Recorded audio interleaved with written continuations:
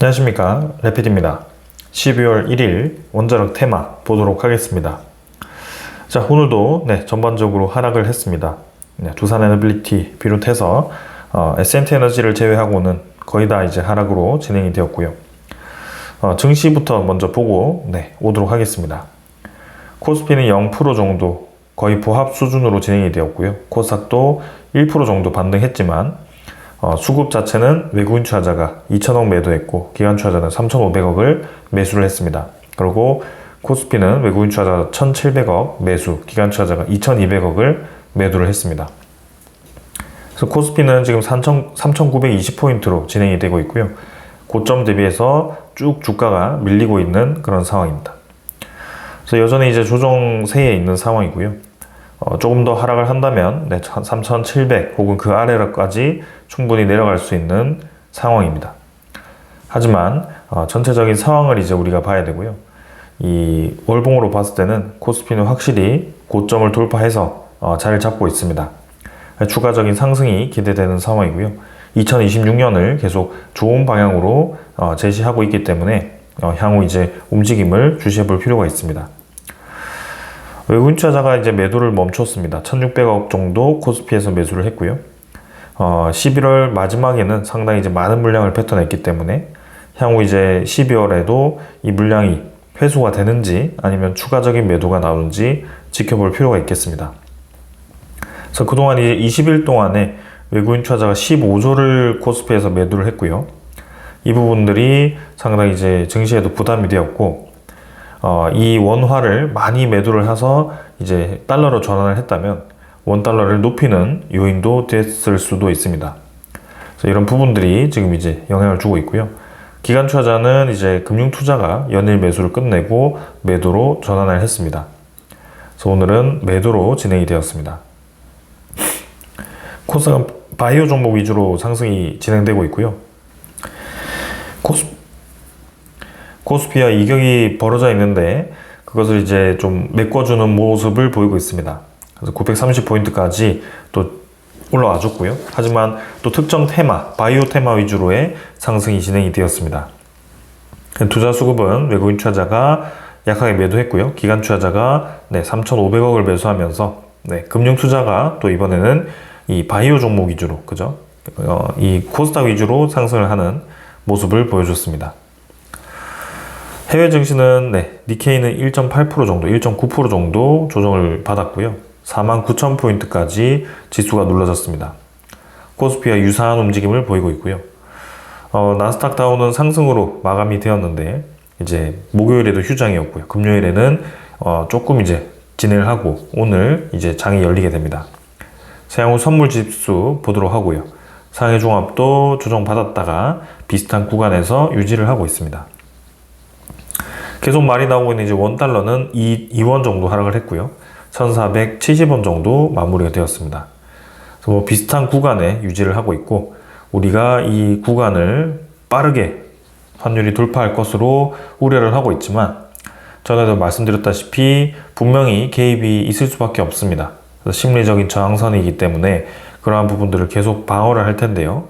그 방어를 하면서 이제 시간을 끌었을 때 과연 이제 원달러가 다시 내려올 수 있는 그런 상황이 만들어지느냐, 그것을 우리가 주시해서 볼 필요가 있겠습니다. 그 상황이 올 수만 있다면 지금 이제 심리적인 저항선을 지키는 것도 의미가 있을 거라고 생각은 됩니다. 그런 이제 원달러뿐만이 아니라 위안화, 유로화, 그 다음에 엔화 모두 다 지금 우리 상대 가치가 지금 높아져 있는 상황이고요. 원화가 가치가 그만큼 떨어진 거죠. 그래서 그런 부분들이 좀 이제 해소가 되어야 되는 상황입니다.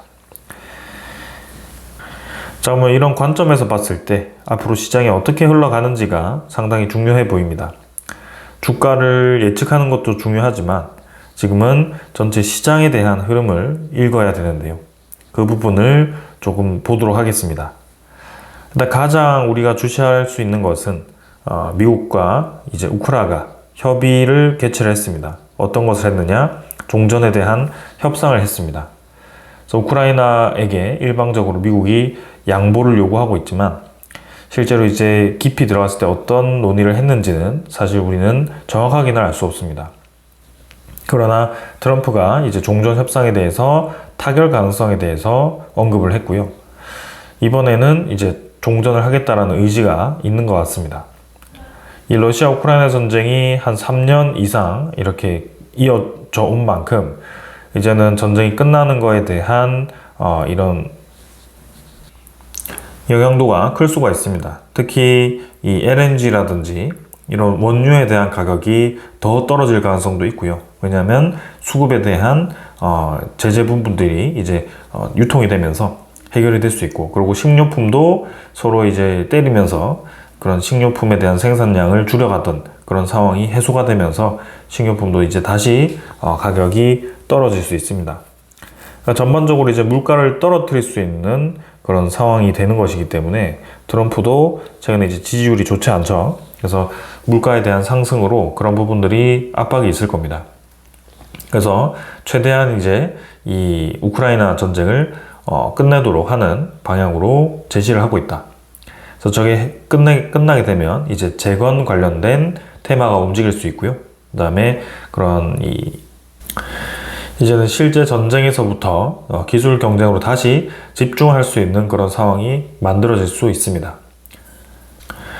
특히 미국 입장에서는 많은 지금 무기들과 그런 지원금이 우크라이나로 쏟아지고 있기 때문에 그런 부분들이 이제 끝나게 되었을 때 그런 돈들이 이제 미국의 AI라든지 그런 미국 정부의 예산으로 다른 이제 기술에 투자가 되는 그런 상황이 만들어질 수 있습니다.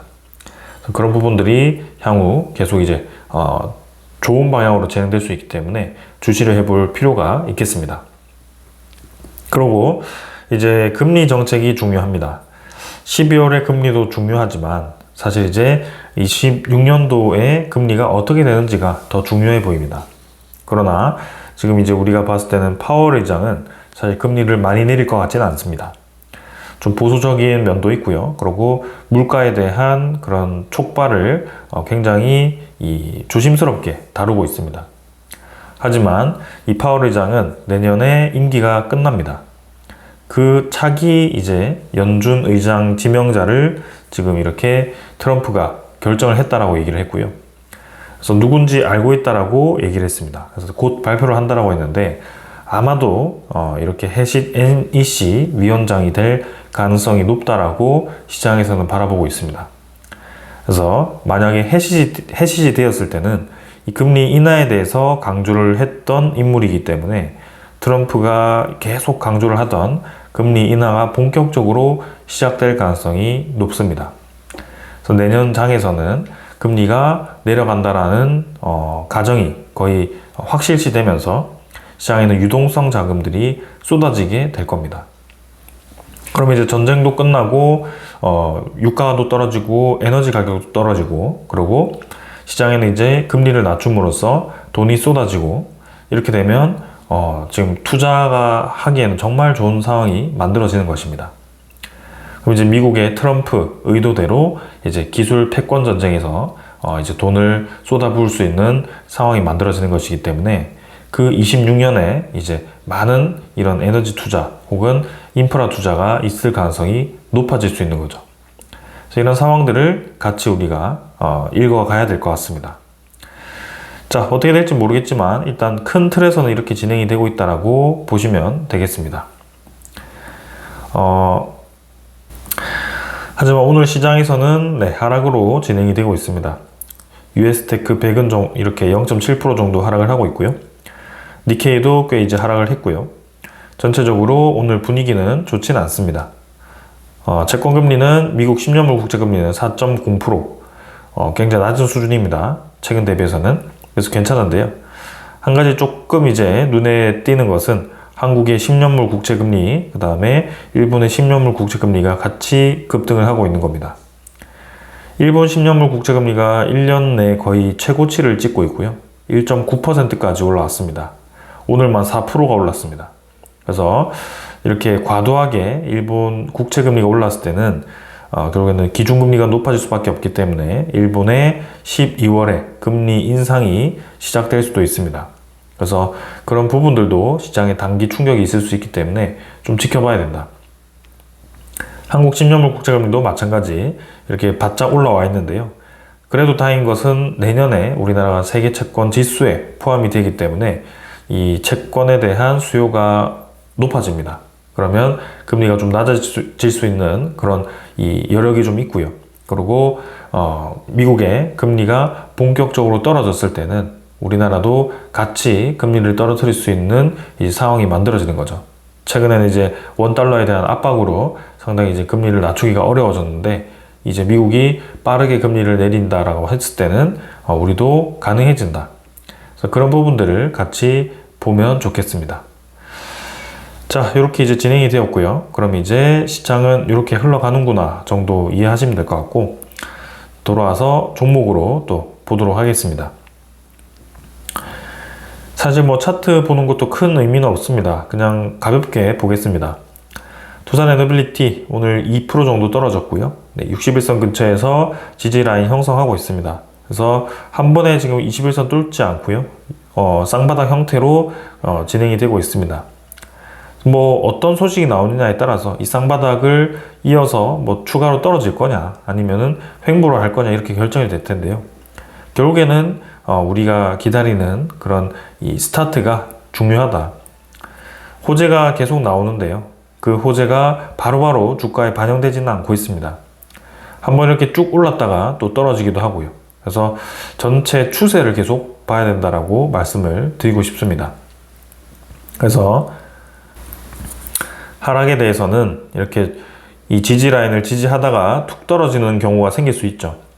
이때는 보통은 이제 손절선이라고 하겠죠. 그러나 오히려 이런 구간에서는 추가 매수를 할 수 있는 구간이 만들어지는 겁니다. 고를 길게 파고 이렇게 올라온 거죠. 어떤 명분에 의해서 주가가 떨어졌을 때는 그런 가능성이 굉장히 높습니다. 이전에도 웨스팅하우스에 대한 이 소식으로 또 쭉 주가를 떨어뜨렸다가 빠르게 이제 주가를 회복을 시켰고요. 그래서 거의 이제 2배 가까이가 또 올라가는 그런 기회가 있었던 겁니다. 그래서 그런 부분들을 우리가 체크를 해야 된다. 외국인 투자자는 여전히 매도를 하고 있고요. 기관 투자자도 같이 매도를 하고 있습니다. 현대건설도 고점을 더 높이진 않고 조금 꺾였습니다. 61선 근처에서 진행되고 있고요. 주가가 크게 상승 추세를 이어가기보다는 좀 이제 어느 정도 올리고 나서는 이렇게 중간 수준에서 주가를 유지하고 있습니다. 마찬가지 주가를 올라가는 그런 모멘텀이 들어와야 되고요. 수급이 아직은 들어오지 않고 있습니다. 그래서 시간이 더 필요해 보이고요. 외국인 투자자, 기관 투자자는 10만 주, 1000만 주 정도 매도했고요. 넘어가도록 하겠습니다. 한전기술도 9만 원 아래로 떨어졌고요. 네, 지지 라인을 이제 아슬아슬하게 지키고 있습니다. 그래서 마찬가지 투자 수급은 양매도 진행되었고요. S&T에너지도 네, 올라가긴 했지만 워낙 이제 많이 떨어진 상황에서 반등을 했습니다. 그래서 아직도 21선 아래에 위치하고 있고요. S&T에너지도 조금 더 힘이 필요합니다. 외국인 투자자는 네, 2,000주 정도 매수했고요. 수급 거의 변화 없었습니다. BHI도 21선 근처에서 큰 힘 없이 지금 L자로 진행되고 있고요.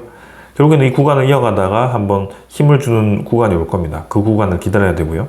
외국인 투자자는 72,000주 매수, 기관 투자자 12,000주 매도했습니다. 성원밴드도 네, 계속 바닥 라인을 긋고 있습니다. 그래서 21선과 여전히 갭이 있고요. 네, 계속 이 구간을 유지를 하면서 진행되고 있다. 그래서 추세를 전환할 수 있는 그런 움직임이 좀 필요하고요. 기관 투자자도 약하게 매수했지만 거의 변화 없었습니다.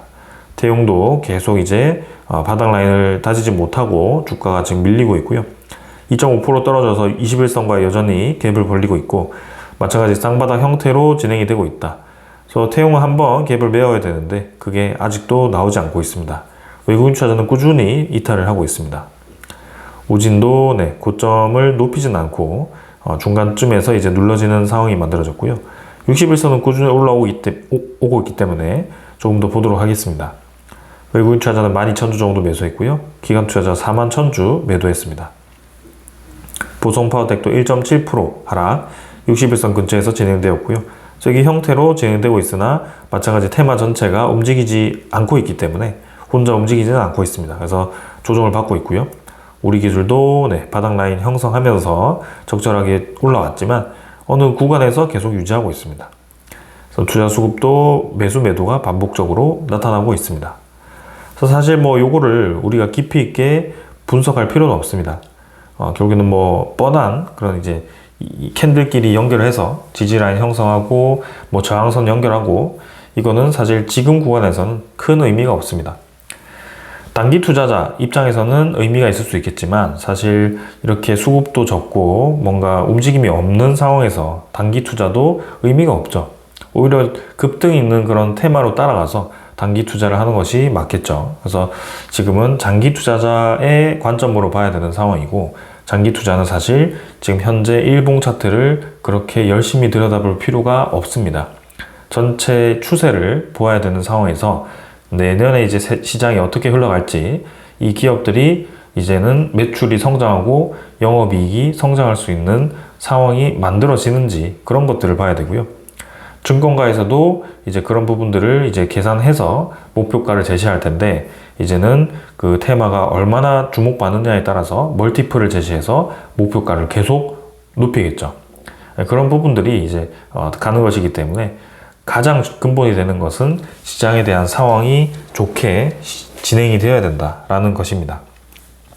자, 그런 면에서 제가 앞서 시장 분석에서, 큰 시황 분석에서 말씀을 드렸듯이 2026년에는 미국의 트럼프의 의도대로 연준 의장이 결정이 될 거고, 그게 금리를 낮출 가능성이 굉장히 높다. 그래서 금리가 본격적으로 내려가기 시작했을 때 미국의 저금리가 다가오게 되는 것이고, 우리나라도 같이 금리를 내릴 수 있는 여유가 생길 거다. 그리고 세계 채권 지수가 편입됨으로써 우리나라의 채권 수요가 높아지면서 시장 금리도 같이 내려오면서 어느 정도 안정화가 되는 시기가 올 거고, 이제는 한국에 자금이 많이 들어온다는 뜻이기 때문에 코스피에 대한 상승이 충분히 가능한 상황이다. 그리고 이제 미국 입장에서도 그런 이제 유동성 자금이 시장에 투입이 되고, 이제는 우크라이나 러시아 전쟁이 어떻게 될지 모르겠지만 만약이라도 종전이 된다면 이제는 재건 사업이 뜨면서 미국도 이제 전쟁에 쏟아붓던 돈들을 이제는 AI 인프라에 쏟아부을 수 있는 명분이 생기는 겁니다. 그러면서 이제는 기술에 대한 경쟁으로서 기술에 대한 투자가 본격적으로 시작될 거고, 그런 부분들이 우리나라 기업들에게 상당히 긍정적으로 영향을 줄 수밖에 없다라고 생각이 됩니다. 자, 그 모든 게 이제 전제가 되어야 되고요. 그 상황을 보고 우리가 장기적으로 접근을 하고 있는 겁니다. 자, 그래서 가장 중요한 것은 미국의 원전 르네상스입니다. 원전 르네상스가 본격화됨으로써 한국 업체의 이제 수혜 속도가 붙는다. 그래서 AI 전력 수요 폭증 속에 미국의 행정명령 4건이 발동되었습니다. 그래서 EPC 주기기 한국 기업에게 기회가 확대가 된다. 자, 내용을 보면 한국 업체들이 글로벌 전환 국면의 핵심 수혜자로 떠오르고 있다. 그래서 AI 데이터 센터 전력 수요 폭증과 탄소 중립 압력, 그리고 러시아 우크라이나 전쟁 이후 강화된 에너지 안보 이슈가 맞물리면서 납기와 비용 경쟁력을 갖춘 한국 기업의 기회가 크게 확대될 거라는 증권가 분석이 있었습니다. 이 내용을 잘 봐야 됩니다. 데이터 전력 수요 폭증, 탄소 중립 압력, 그 다음에 전쟁, 서로 이제 보호 무역주의라든지 이제 서로의 이제 원료 전쟁, 기술 전쟁, 이런 것들이 점점 확산되고 있습니다. 그러면서 에너지 안보 이슈가 커지고 있다. 이 세 가지가 우리가 선택권이 없는 상황입니다. 이 세 가지는 절대적으로 진행이 되는 상황입니다. 우리가 안 된다라고 해도 세상은 그쪽으로 가고 있는 상황입니다. 그래서 당분간 이 세 개가 전제가 되는 상황이 될 건데, 그 전제가 되었을 때 한국 기업이 필연적으로 기회가 생길 수밖에 없다라는 상황입니다. 그래서 이 부분을 우리가 주목해야 된다. 그래서 이 상황 때문에 지금 아마존과 메타, 구글, MS 등 미국의 4대 빅테크가 향후 2년 동안 AI 인프라에 1,100조 원 이상을 투입을 할 전망이다. 자금이 어마어마하죠. 그래서 돈을 버는 족족 시장에다가 투입을 시키겠다라는 겁니다. 그래서 AI 버블이 왜 없어지느냐? 버블은 맞습니다. 왜냐하면 빠르게 성장하는 그 과정에서 버블이 생기지 않을 수가 없고, 우리가 기대하는 만큼이 있기 때문에 기대가 커질수록 지금 성장하는 속도보다 이 버블이 생길 수밖에 없습니다. 그 간격이죠. 그러나 그 버블을 활용해서 다시 그 안쪽에다 투자를 하고 또 버블을 활용해서 투자를 하고 이게 자금이 순환이 되기 시작한다면 이 자금 입장에서 버블이 터지지 않고 계속 같이 커지는 겁니다. 실체도 커지고 버블도 커지는 그 상황인 거죠. 대표적인 예로 얼마 전에 말씀드렸는데 손정희 소프트뱅크 회장이 엔비디아 지분을 판 돈으로 AI 데이터 센터를 혁신적으로 지을 수 있는 모듈형 조립 공장에다가 투자를 한다고 했습니다. 그러니까 데이터 센터를 건설 분야로서 엄청 시간이 오래 걸리는 거를 모듈형으로 이제 레고를 조립하듯이 조립을 해버리면 금방금방 짓는다는 거죠. 그런 부분들이 이제 실질적으로 이 전체 세상에다 영향을 주는 거고, 그 주식이라는 버블을 활용해서 실제 그 공장 모듈 조립으로 이렇게 투자를 한 것이기 때문에 버블이 될 수가 없는 거죠. 이제는 버블을 활용해서 그 밑으로 또 투입이 되고 생산성이 또 증가하는 방향으로 진행이 되고 또 그게 주식 가치를 높이고 그게 계속 순환이 되고 있는 상황인 겁니다. 자, 그래서 이 상황이 상당히 중요합니다. 그래서 지금 AI 서버는 클라우드 대비 3배에서 5배 전력을 소비를 하기 때문에 2030년 데이터 센터 전력 소비가 2022년 대비해서 2배 이상 뛸 것이다. 그래서 지금 전기료가 오르고 막 난리도 아니죠. 미국에서는. 그래서 빨리빨리 전력에 대한 공급을 늘려야 됩니다. 그래서 저 1100조 투자도 엄청나게 많아 보이지만 그게 많아 보이지 실제로 선제 투자를 하지 않았을 때 기술에 대한 그런 혁신이 일어날 수 없다라고 저 4대 빅테크 기업들이 판단했을 수도 있습니다. 이만큼 투자를 해야 된다. 원자력 산업 기반 활성화, NRC 규제 개혁, DOE 원자로 시험 체계 개편. 그래서 원전을 빠르게 지을 수 있고 원전을 많이 지을 수 있도록 행정명령을 다 지금 발동을 시켜놓은 상황입니다. 그래서 군 기진의 원자로 배치, 야누스 프로젝트, 우라늄 연료주기 복원, 폐쇄 원전 재가동 지원, SMR 실증 가속 등 원전 생태계 전반을 재편하는 내용을 담고 있다라고 합니다. 그래서 4배를 늘리는 것이 뭐 현실적으로 어떻게 될지 모르겠지만 그만큼 그 각오로 지금 덤벼야 된다라고 합니다. 상호업체는 지금 온타임 온버짓이죠. 그래서 글로벌 이 원자력 영향이 있는 국가 기업들을 봤을 때 사실 한국이 굉장히 이 순위가 높습니다. 프랑스는 지금 자국 내 원전도 사실 감당하기 좀 힘든 그런 상황이고요. 비용 측면에서도 한국보다 훨씬 떨어져 있는 상황이죠. 중국, 러시아는 한국보다 원자력 기술이 좋을 수 있지만 가격도 싸고요. 근데 이 미국 쪽과 그다음에 서방 쪽에서는 이 안보를 이슈로 해서 협력을 하지 않고 있습니다. 배제를 하는 거죠. 그렇게 되면 이제 한국 쪽으로 기회가 오는 것입니다. 웨스팅하우스는 설계 기술만 있고요. 그리고 이제 우리 경쟁자 일본이 최근에 이제 다시 원자력 발전에 대한 이 기자재 납품과 건설을 하겠다라고 선언을 했고 미국에게 투자를 한다라고 선언을 했기 때문에 그런 부분들이 이제 향후 우리나라와 본격적인 경쟁이 시작되겠지만 사실 그동안 이제 탈원전을 해왔던 일본이었기 때문에 그런 기술이 갑작스럽게 영향이 끌어올려질 것 같지는 않습니다. 생산 기지에 대한 투자가 필요할 거고요. 캐파에 대한 부분도 많이 축소되어 있을 거기 때문에 우리나라보다는 향후 몇 년 정도는 좀 이제 이 시간이 필요하지 않을까 싶습니다. 그런 면에서 우리나라 기업들의 이 수주가 상당히 커질 것으로 기대가 되고 그래서 이런 부분들이 실질적인 수주 증가가 내년부터 시작된다. 2026년부터 시작이기 때문에 우리는 천천히 이 상황을 즐기면 됩니다. 자, 그래서 이 한미 팩트시트도 이제 협의가 개시가 되었고요. 원자력 협정에 대한 개정 이견을 좁힐지 계속 이렇게 시간이 끌릴지 좀 봐야 됩니다. 그래서 사실 이제 거의 완료가 된 듯 했지만 그게 완료되지 않고 좀 시간이 끌리고 있고요. 협정에 대한 전면 개정을 할지 아니면 건별 협의를 해서 먼저 통과를 시킬지 그런 부분들을 좀 고심하고 있는 것 같습니다. 그래서 트럼프에 대한 임기 내에 이 협정이 개정되는 게 좋기 때문에, 왜냐하면 그 뒤로 가면 또 개정이 어려울 수 있기 때문에 그런 부분들이 좀 필요합니다.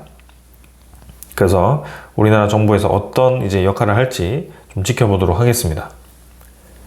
자, 그리고 GPU 전력이 이제 너무 많죠. 3배 가까이 증가를 함으로써 전력망이 이미 병목 상태입니다. 그래서 데이터 운영사, 그죠? 데이터 센터 운영사 에퀴닉스가 차세대 원자력 발전을 통해서 AI 데이터 센터의 전력 수요에 대응하는 전략을 본격화하고 있다고 합니다. 그래서 네덜란드뿐만 아니라 뭐 여러 가지 국가에서 이제는 이 데이터 센터에는 원자력 발전이 필요하다라고 얘기를 하고 있고, 실제로 그쪽 이 차세대 원자력 개발사들과 파트너십을 구축을 해서 원자력 포트폴리오를 확대하고 있다라고 합니다. 그래서 여기서 중요한 점은 사실 이 SMR이 아직 완공이 되지 않았을 겁니다. 근데도 이렇게 미래의 에너지를 미리 공급받기 위해서 전력 구매 계약을 이렇게 양해각서를 체결한다든지 일부 계약을 한다든지 그런 식으로 진행이 되고 있다는 겁니다. 영국도 마찬가지고요. 그래서 이러한 부분들이 지금 전 세계적으로 일어나고 있다. 그럼 미리 전력 구매 계약을 체결해 놓은 상황이라면 향후 이제 실질적으로 에너지가 필요한 상황에서 SMR에 대한 건설이 지연되어서는 안 되겠죠. 그러면 더 빠르게 짓기 위해서 정책이 개정이 될 거고, 거기에 대한 자금들이 투입이 되기 시작할 겁니다. 그래서 그런 부분들이 이제 계속 이 SMR 대형 원전에 대한 프로젝트를 활성화시키는데 일조를 할 것으로 기대가 됩니다. 자, 그리고 이제 인도에서도 민간의 원전을 개방을 한다고 합니다. 이제는 정부 차원이 아니라 원전도 민간에다가 개방을 해서 이 투자를 활성화시키겠다는 거죠. 그래서 인도가 지금 원자력에 대한 시장이 엄청나게 커질 겁니다. 점점. 그래서 SMR 등 새로운 기회가 창출될 건데, 이 AP1000 모델도 사실 6개 정도 인도에 짓겠다라고 계약이 있었는데, 그게 좀 이 웨스팅하우스가 좀 지연이 되고 있습니다. 그러나 그런 부분들도 있고요. 그리고 소형 모듈 원전도 우리나라가 충분히 진출해 볼 수 있고요. 인도 원전 시장도 우리가 주목해 봐야 된다. 분명히 러시아도 인도 시장을 눈독 들이고 있을 겁니다. 그래서 그런 부분에 있어서 경쟁자는 많겠지만 전 세계 이제 원전 시장 파이가 커짐으로써 이 경쟁자가 생산할 수 있는 양이 한정되어 있다면 우리나라 기업들도 엄청나게 큰 수혜를 받을 수밖에 없는 상황으로 가고 있다. 그리고 이제 미국과 일본에 이어서 이제 대만도 원전의 재가동 가능성이 있다고 합니다. 대만 경제부가 제2, 제3 원전을 재가동할 수 있다고 언급을 했습니다. 내용을 보면 28일, 그죠? 원전 재가동 현황 분석 보고서를 통해서 가동 중단 후 폐로 절차 중인 제1원전은 재가동하지 않지만 제2, 제3 원전은 재가동 가능성이 있다라고 합니다. 이것을 왜 갑자기 재가동하느냐? 대만의 가스 발전은 변수가 많고 재생에너지 공급도 매우 부족하다라며 전력난을 완화하기 위해서 이 원자력 발전을 회복해야 된다라고 얘기를 하고 있습니다. 결국에는 지금 대만도 이제는 AI 데이터 센터가 많아지고, 그리고 이제 TSMC와 같은 그런 반도체 단지가 많아지고 전력에 대한 수요가 높아질수록 점점 이제 에너지에 대한 압박이 심해진다는 거죠. 그런 와중에 대만도 사실 재생에너지에 대한 간헐적인 이 상황을 LNG로 메우고 있었는데요. 근데 그 LNG 가격이 높아지면 높아질수록 대만도 당연히 이 부담이 될 수밖에 없을 겁니다. 근데 그 LNG 가격이 지금 치솟고 있거든요. 그래서 원자재 가격을 보시면 지금 천연가스 가격이 향후 지금 5년 내에 거의 고점을 찍을 수준입니다. 이 전쟁에 대한 이슈를 좀 제외한다면 사실 거의 지금 다시 고점 돌파를 위한 준비를 하고 있는 상황입니다. 이게 이제 더 올라가면 LNG의 의존도가 높은 국가들은 또 큰 이제 타격을 받을 수밖에 없는 상황이고요. 한국도 마찬가지입니다. LNG에 대한 의존도가 높죠. 수입에 대한 전량 의존하는 상황이고, 거기에 이 석탄을 줄이는 만큼 LNG에 대한 의존도가 높아질 수 있는 상황이죠. 원전 가동률을 줄이고 LNG 발전 가동률을 높인 결과가 2021년에 한전이 대규모의 적자를 보았던 그 상황이었습니다. 그래서 그런 부분들이 지금 우리나라의 이 향후 에너지 정책에 영향을 줘야 된다. 독일 전력 기업도 마찬가지입니다. 거의 신재생에너지 이 주도를 하고 있는 독일인데요. 정부는 재생에너지 설치 속도를 조절해야 된다라고 독일 전력 기업이 얘기를 했습니다. 전력망이 부담스럽다는 거죠. 그래서 태양광과 풍력발전소를 확충하는 속도를 조절해야 된다. 그래서 너무 이제 많이 지어버리니까 이 재생에너지 유입 급증에 이 전력망이 대처하기가 어렵다. 그래서 기준 전체 전력 비중에서 재생에너지가 절반 이상을 차지할 정도로 성공적으로 에너지를 전환을 했다. 그러나 이 전력 수요는 정체되어 있는 와중에 재생에너지 공급량이 계속 늘어왔다는 점에서 이런 부분들이 상당히 부하율이 높아지고 있다는 거죠. 그래서 이런 것을 보았을 때는 우리나라도 상당히 계속 재생에너지만 늘렸을 때 부작용이 나타날 수밖에 없을 겁니다. 분명히 재생에너지에 대한 효율이 높아지는 시기가 있을 겁니다. 근데 그 효율이 높은 시기에 우리나라가 데이터 센터를 갑자기 엄청나게 많이 돌린다? 그러진 않죠. 데이터 센터는 항상 일정한 양을 소비를 할 겁니다. 근데 재생에너지 효율이 높은 그 구간만 많이 사용할 수는 없는 거죠. 그래서 이런 부분들이 이제 문제가 발생한 겁니다. 이때는 부족한데 전기가 없고, 이때는 전기가 많이 필요 없는데 또 너무 많고, 이런 상황이 지금 저렇게 독일의 전력망을 흔들고 있는 겁니다. 우리나라도 그렇게 될 수 있다는 거죠. 그래서 분산시켜서 에너지를 균형 있게 추진하는 것이 맞고요. 재생에너지도 너무 갑작스럽게 늘리는 게 아니라 일부 뭐 한 20-30% 정도 채워놓고 실증 단계를 거쳐야 됩니다.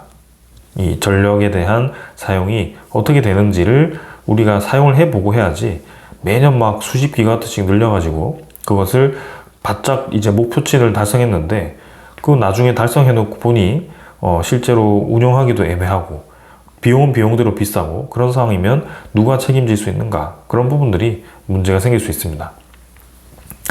그리고 그 많은 재생에너지를 투자하는 데 있어서 결국에는 전기료를 상승시키겠다는 건데요. 그 부분이 이제 철강과 석화 이 에너지 업계에는 상당히 부담스럽습니다. 그래서 우리나라가 최근에 이 반도체는 잘 나가지만 철강, 석화 부분이 상당히 어렵습니다. 이 관세도 높고요. 그래서 그런 부분들이 지금 원전을 활용한 저렴한 전력이 필요하기 때문에 이런 적재적소에 필요한 에너지가 분명히 있더라. 그래서 우리나라도 그런 부분을 알고 좀 정책을 펼쳤으면 좋겠고요. 향후 움직임을 계속 주시를 해 보겠습니다. 자, 오늘은 이 정도로 이제 정리를 하겠습니다. 자, 그럼 결론은 무엇이냐? 이 많은 호재가 있습니다. 호재 분명히 있고요. 그러나 그 호재는 시장의 방향에 대한 호재입니다. 방향은 확실히 정해졌다. 그 방향이 무슨 방향이냐? 에너지에 대한 수요가 높아지고 원전 에너지가 그만큼 필요하고, 그리고 기술적으로 봤을 때 한국의 이 원자력 기술, 원전 기업들이 분명히 들어갈 수밖에 없고, 그러면 우리나라 기업들이 그 원전을 행하는 기업들이 당연히 수혜를 볼 거다. 이게 다 연결이 되어 있단 말이죠. 그리고 2026년을 보더라도 코스피에 대한 전망 좋고, 그게 이제 그냥 좋은 게 아니라 금리에 대한 인하 가능성이 높은 해이기 때문에, 그리고 저유가, 저금리, 그리고 달러에 대한 가치도 같이 떨어지면서, 그러면 3저에 의한 코스피 상승, 그리고 나스닥 상승, 뭐 이런 것들이 연결이 될 거란 말이죠. 그래서 거시 시장도 올라가면서 기업들이 주목받을 수 있는 시장이다. 그러면 당연히 올라가겠죠. 근데 지금 당장은 왜 자꾸 이렇게 20, 30%, 뭐 40%까지 떨어지느냐? 그것은 사실 테마의 움직임입니다. 테마가 돌려가면서 투자를 하고요. 그리고 올라갈 만한 그런 명분을 만들어서 올립니다. 그래서 주가의 움직임을 보시면 이렇게 올라갔다가 계속 횡보하다가 툭 떨어뜨려서 여기서 이제 갑자기 쭉 올라가는 그런 상황이 벌어지는데요. 이 구간을 우리가 들여다봤을 때는 각종 호재가 많이 나올 겁니다. 그러나 계속 이제 지지부진하게 흘러가다가 한 번에 어느 기점에 올라가기 시작합니다. 그것이 최근 트렌드고요. 그렇게 26년도에도 진행이 될 거라고 봅니다. 그때는 두산 에너빌리티 뭐 10만 원 이상 당연히 올라갈 거고요. 저는 전고점도 돌파할 수 있을 거라고 보고 있습니다. 15만 원 이상. 그래서 나머지 기업들도 뭐 다 지금 현재 가격보다 훨씬 올라가 있을 거고요. 그런 부분들이 기대가 됩니다. 사실 원전 테마, 에너지 테마를 집중하고 있지만 우리나라 반도체 테마도 상당히 많이 올라갈 것으로 보여집니다. 특히 SK하이닉스와 삼성전자는 뭐 영업이익이 26년도부터 해서 폭증을 할 것으로 보여지기 때문에 그 두 기업 위주로 상승도 충분히 가능해 보입니다. 그러면 코스피는 뭐 5천, 6천이 갈 수 있겠죠. 왜냐하면 하이닉스 영업이익만 2027년에 110조, 120조가 예상되기 때문에 현재 영업이익보다도 한 3배, 4배 가까이가 올라간다라고 보고 있거든요. 그렇기 때문에 그런 많은 비용들이 이제 뭐 이 반도체로 들어가고 반도체에서 또 순환으로 이제 데이터 센터라든지 AI에 투자가 되고 그런 식으로 전 산업이 성장할 수 있다. 그러나 우리나라 저런 철강, 석화 산업은 조금 애매하게 가고 있지만 우리나라 에너지 정책에 따라서 또 저렇게 같이 올라갈 수 있다. 이렇게 보고 있습니다. 자, 그래서 이 정도로 이제 마무리하고요. 내일 또 뵙도록 하겠습니다. 감사합니다.